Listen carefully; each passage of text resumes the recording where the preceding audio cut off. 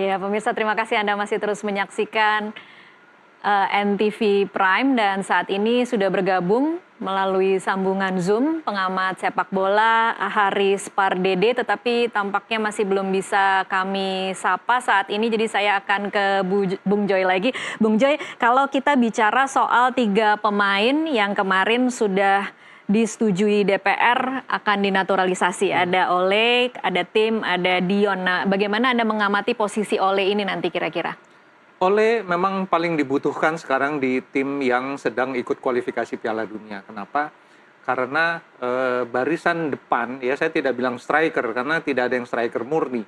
Barisan depan peninggalan Sintayong itu tidak ada yang benar-benar striker murni yang bisa menjalankan peran sebagai pemain nomor punggung 9. Pemain nomor punggung 9 itu ujung tombak, target man. Jadi yang ada dalam kantongnya pemain yang ada sekarang itu Hoki Caraka, Ramadan Sananta, Egy, Orat Mangun, dan Rafael Struijk. Nah, semuanya nggak memuaskan dalam perjalanan selama kualifikasi putaran ketiga, nggak ada yang memuaskan. Bahkan yang terakhir bikin gol kan Marcelino Ferdinand, Tom Hayela gitu loh. Jadi striker-striker ini memang kurang menunjukkan performanya, sehingga kalau Romeni masuk proses naturalisasinya lancar kayaknya ya, sudah disetujui. Dia bisa langsung bergabung pada H-7 misalnya, ya itu pasti akan menambah kekuatan lah paling enggak. Mudah-mudahan dia seperti Jai misalnya yang begitu masuk dalam tim langsung dia bisa tune in. Nah ini kan jarang pemain yang seperti itu. Bahkan pemain sekelas Tom Haye, Nathan dan segala macam butuh waktu yang cukup lama. Mungkin hanya beberapa saja setelah Jai ya yang bisa langsung tune in, malah bisa langsung jadi leader. Nggak banyak gitu loh. Nah kalau misalnya Ole bisa tune in saja dengan tim, paham gaya permainan dan arahan-arahan dari Kluivert dan kawan-kawan, saya rasa sih dia akan menambah kekuatan di lini depan. Tapi siapa yang tergeser nggak tahu juga. Nggak tahu. Lagi-lagi kita tidak bisa tahu itu sampai kemudian ketika mereka kemudian bermain 20 Maret ya Bung Joy. Betul, atau kumpul dulu. Waktu mereka berkumpul ada simulasi game baru kita tahu nih. Biasanya kan dalam simulasi game tuh ketahuan nih mana yang pakai rompi, mana yang enggak. Yang enggak tuh biasanya yang tim inti misalnya. Nah itu harus dilihat di skema latihan. Kalau dia udah awalnya pakai rompi, kemudian nggak pakai rompi, mungkin dia akan menjadi tim utama gitu loh. Tapi butuh pertandingan yang kompetitif. Kalau sekadar latihan memang agak berat untuk melihatnya. Kluivert sendiri dengan ilmunya mungkin, atau Pastor dengan ilmunya mungkin nggak bisa melihat secara komplit. Karena bukan pertandingan kompetitif gitu loh. Nah, kalau pakai ukuran menit bermain, Ole Romeni kan juga ukurannya menurut saya dia cukup. Cukup. Jadi harapan untuk masuk ke tim utama besar sepanjang dia langsung bisa tune in. Yang bisa lihat dia tune in atau tidak ya dalam suasana latihan, yang bisa lihat Kluivert CS gitu loh. Atau ya kalau kita lihat sendiri dia bisa langsung enak nggak pergerakannya, komunikasinya dan macam-macam. Nah, kalau kelihatan ya dia bisa langsung masuk tim utama. Gitu. Baik. Saya akan mencoba menyapa Bung Harpa. Bung Harpa sudah bisa mendengar suara saya? Ya, bisa dengan jelas. Terima kasih. Bung Harpa, kalau Anda mengamati bagaimana kelengkapan tim kepelatihan Patrick Kluivert per hari ini, harus seperti apa kemudian ini cepat diselesaikan agar bisa benar-benar kerja secara satu tim, karena kalau kemudian kita saksikan masih wawancara-wawancara dengan asisten, calon-calon asisten pelatih lokal, ini kira-kira kan akan juga membuang waktu ya untuk mengejar 20 Maret. Ya, memang semua kita nggak bisa bilang apa-apa sampai saat ini karena tim kepelatihan ini baru dibentuk, kemudian juga masih ada banyak kerikil-kerikil juga belum selesai, termasuk juga untuk mencari asisten lokal, persiapan nggak tahu mungkin sekitar 40 harian lagi, jadi nggak terlalu lama. Dan jangan lupa tim kepelatihan ini walaupun Esko PSSI Bang Arya Sinulinga sudah mengatakan ini komposisi tim terbaik, tapi saya pikir nanti pembuktiannya adalah di atas lapangan. Jadi banyak PR yang mesti dikerjakan karena mereka ini bekerja dari nol, scratch, dari kosong. Walaupun mungkin mereka sudah mulai mendengar masukan-masukan dari pelatih sebelumnya atau mungkin dari federasi.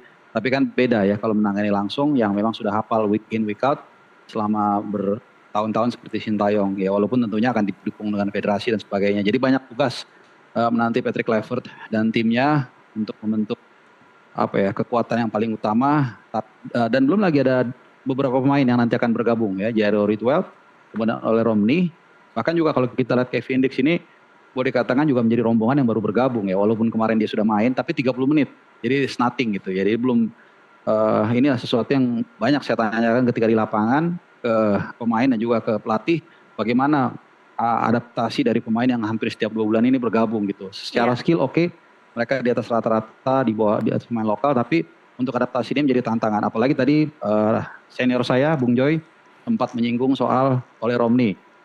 Ya ini kan menjadi tantangan tersendiri. Bagaimana pemain yang di Oxford United ini baru main mungkin 2-3 kali ya, hanya 11 menit menggantikan William Fox. Ya di babak yang kedua, tapi kemudian langsung diterjunkan di medan perang yang begitu genting lawan Australia di Sydney.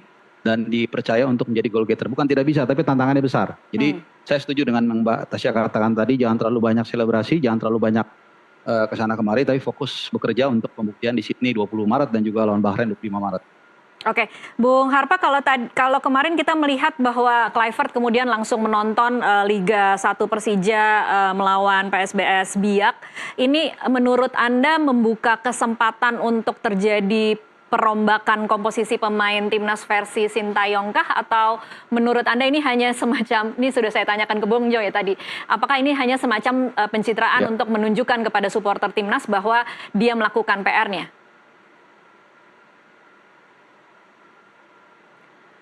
Bung Harpa? Halo Bung. Ya, boleh diulang pertanyaannya, mohon maaf. Oh oke. Kalau kita kemarin melihat Patrick Kluivert dan tim pelatihnya sudah menyaksikan pertandingan Liga 1 Persija melawan PSBS Biak, apakah itu kemudian memang membuka peluang bahwa ada terjadi perombakan di versi timnasnya Sintayong, ataukah itu sebenarnya hanya sebuah pencitraan bahwa Kluivert dan timnya mulai bekerja dan menepati janjinya akan menyaksikan permainan atau pertandingan-pertandingan di Liga 1? Ya kalau kata pencitraan mungkin terlalu harsh ya untuk menggambarkan itu. Saya pikir itu memang yang seharusnya dilakukan oleh pelatih, menyaksikan para pemainnya bertanding di liga baik yang di Eropa yang sudah dilakukan banyak oleh Alex Pastor dan juga Dylan Anzat, dan sekarang juga Patrick Kluivert ingin langsung ke lapangan. Tapi kalau dikatakan ada perombakan, enggak juga. Karena saya yakin, saya selalu percaya dengan ungkapan lama, don't change your main gun in the middle of the war. Jadi backbone yang ada sekarang berdasarkan atau merefer pada pertandingan menghadapi Saudi Arabia, saya pikir ini akan banyak digunakan. Ya mungkin ada 2-3 pergantian pemain terlepas dari Justin Hubner yang nanti nggak bisa main karena karena kartu merah, dan juga Ragnar nggak bisa main karena akumulasi kartu kuning. Nah ini mungkin akan dipertimbangkan siapa yang digantikan.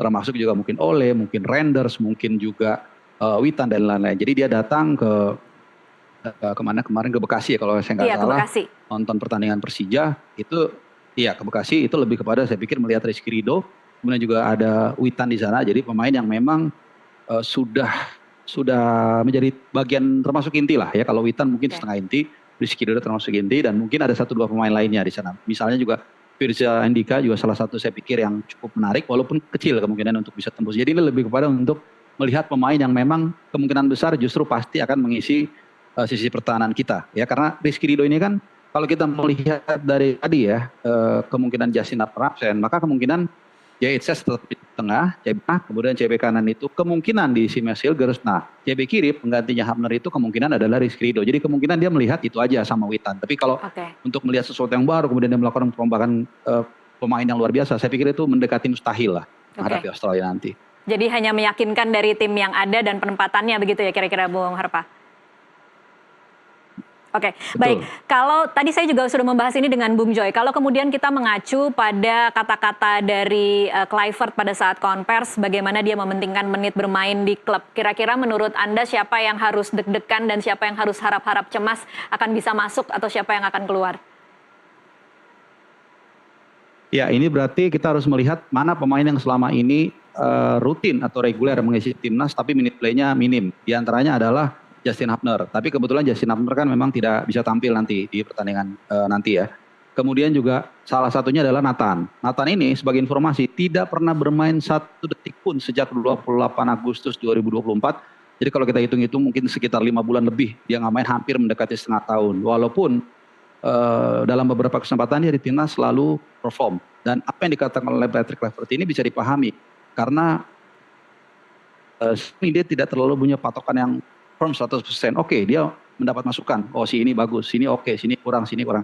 Tapi namanya pelatih atau chef atau koki itu pasti dia pengen lihat langsung bahan bakunya ya. Kadang-kadang bisa aja kalau dia udah lama melatih satu klub atau satu tim, walaupun pemain itu katakanlah di klubnya tidak inti, tapi karena dia paham karakternya luar dalam, situasinya, dia mempercayai pemain tersebut. Ya. Contohnya ya Hapner tadi, walaupun di klubnya di Wolves Under 21 dia tidak inti, tapi Sintayong pelatih yang sebelumnya tahu persis kualitas dia. Tapi sekarang Patrick Kluivert dan kawan-kawan ini semi buta lah, agak sedikit kabut mengenai luar dalam pemain. Secara data, secara statistik, secara historis mungkin dia tahu, oh pemain ini inti. Marcelino golin 2 gol ke gawang Arab Saudi. Tapi sebagai pelatih yang baru yang ingin mendapatkan bonding yang lebih kuat, yang lebih memahami luar dalam, tentu ini tidak dimiliki. Maka di statementnya beberapa waktu lalu dia mengatakan pentingnya minute play, karena ini adalah satu indikator yang paling umum.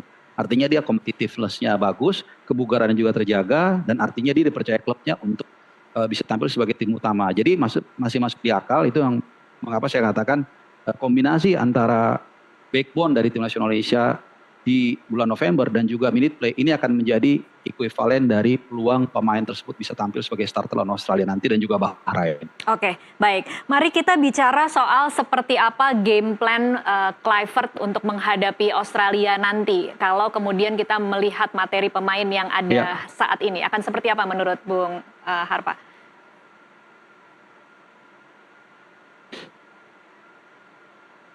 Halo. Ya, saya membicarakan mengenai hal ini dan juga rangkum dari melansir dari berbagai informasi. Ya, halo. Ya, saya sudah mencoba untuk melihat dari berbagai perspektif ya soal game menghadapi Australia. Saya juga punya pandangan pribadi.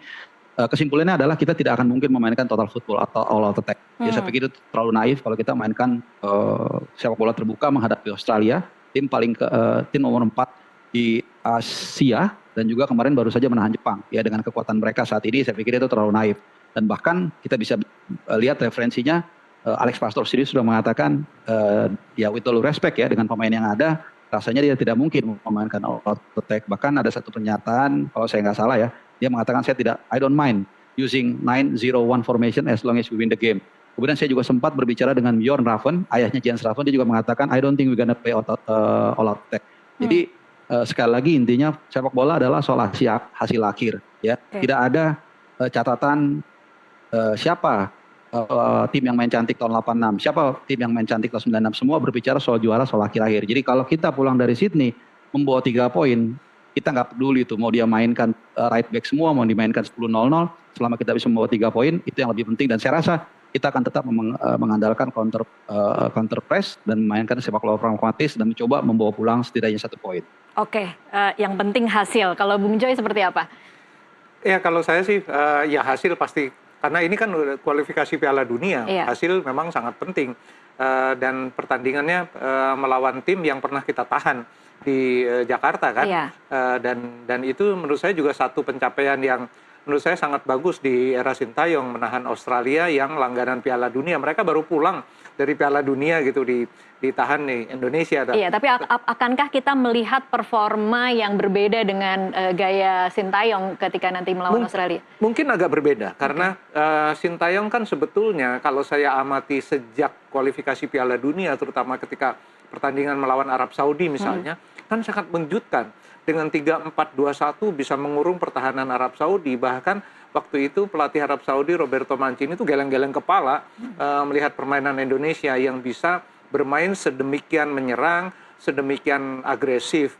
Dan memang ketika menghadapi tim-tim yang dalam tanda kutip agak lebih kuat, kadang-kadang pertahanannya jadi 5. Tapi kan pertahanan dari 3 ke 5 itu pertahanan yang menurut saya itu pertahanan yang paling biasa. Karena 2 pemain sayap mereka di gelandang itu turun sampai ke perimeter pertahanan. Jadi itu biasa aja main dengan 5 back atau 3 back. Karena itu sebetulnya transisi yang transisi yang otomatis dari sistem 3-4-2-1 Oke. gitu loh. Tapi di bawah Kluivert saya tidak terlalu yakin apakah dengan 3 back. Karena 3 back itu membutuhkan intelijensia yang sangat tinggi, physical fitness yang sangat tinggi juga, dan kemampuan untuk membaca serangan lawan terutama itu sangat berat gitu loh. Sintayong pernah beberapa kali berhasil dengan sistem itu, tapi dia banyak juga memakai sistem 5 pemain di belakang. Dugaan saya Kluivert akan pakai yang banyak dipakai di Belanda itu 4-3-3 atau 4-2-3-1. Itu loh jadi. Nah, ada perbedaan yang sangat signifikan 3 back dengan 4 back sejajar. Itu dalam cara bertahan dan cara membangun serangan dari belakang. Itu filosofinya agak berbeda.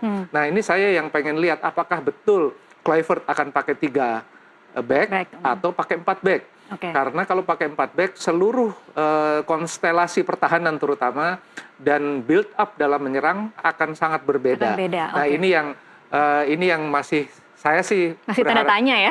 Menunggu banget gitu. Banget. Mau pakai 4-2-3-1, 4-3-3 atau tetap dengan 3-4-2-1. Itu yang menurut saya paling layak ditunggu. Iya, menarik untuk dinantikan. Baik, kita akan lanjutkan di segmen selanjutnya. Pemirsa tetaplah bersama NTV Prime.